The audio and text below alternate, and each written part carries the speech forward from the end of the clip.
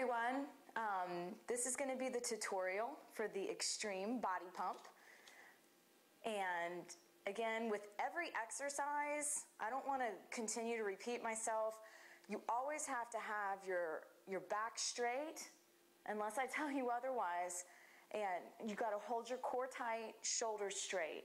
So on every single exercise that we do, it's very important that we have that form. So this is going to be the extreme body pump, like I said, and we're going to start with dumbbell lunges. I'm going to be using 20 pounds in each hand. I like to use moderately heavy weight, not super heavy weight, because it helps me keep proper form. So I'm going to get into the lunge position. And I know I've said this before, but I love having a mirror because you can watch how your form looks to ensure that it's proper and you're getting the best benefit of the exercise by having it in exactly the form it needs to be in. So we're going to go down. We don't want our knee to overlap our toes. We want it to be straight up and straight down. And we'll repeat it on the other side, and we'll do 10 on each side.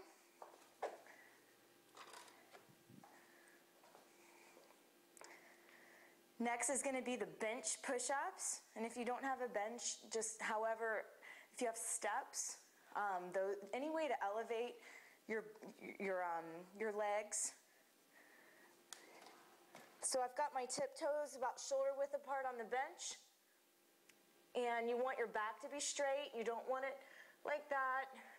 You don't want it like that. You want it straight. And then you'll do the push-up.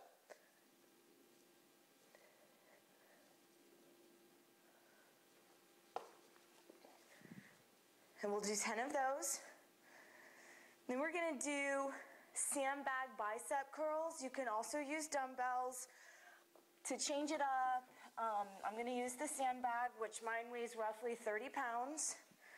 So I'm going to stand with my feet about shoulder width apart, and I like to bend over. And with doing that, my back is straight, core is tight, shoulders straight, and then I'm going to curl.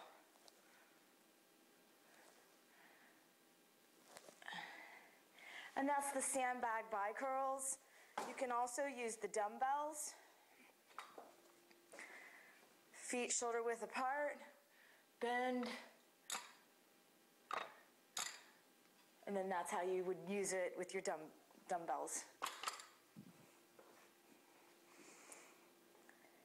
Then we're going to do low jacks. I like to hold my hands in front of me. Bend your knees, so you're kind of in like a half squat, and then you're going to do the jumping jack.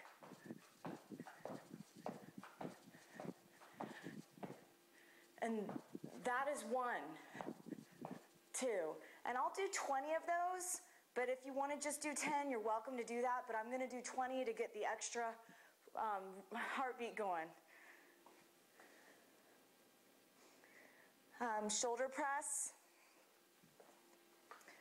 Again, using 20s in each hand, standing feet shoulder width apart. You swing the dumbbells up, back straight, core tight, and then you press.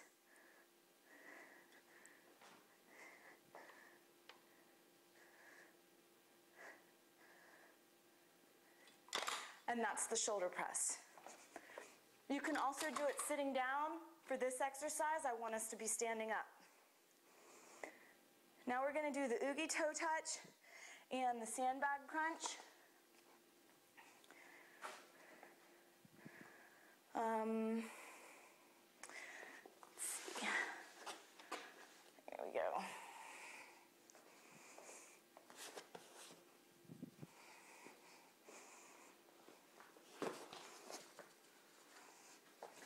So the oogie toe touch.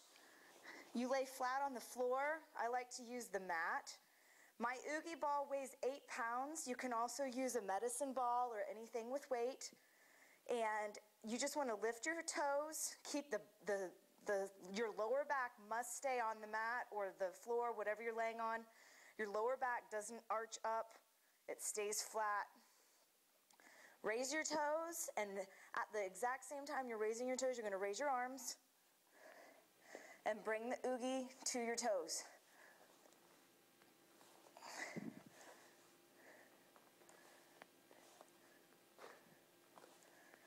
And then after we do those, we're gonna do the sandbag crunch.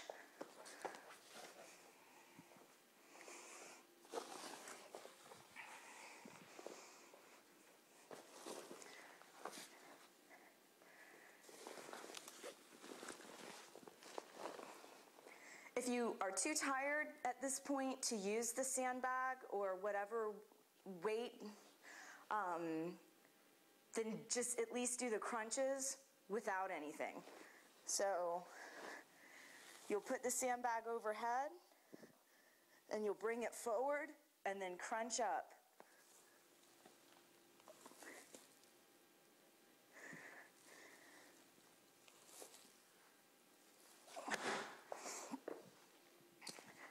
And that's the sandbag crunch.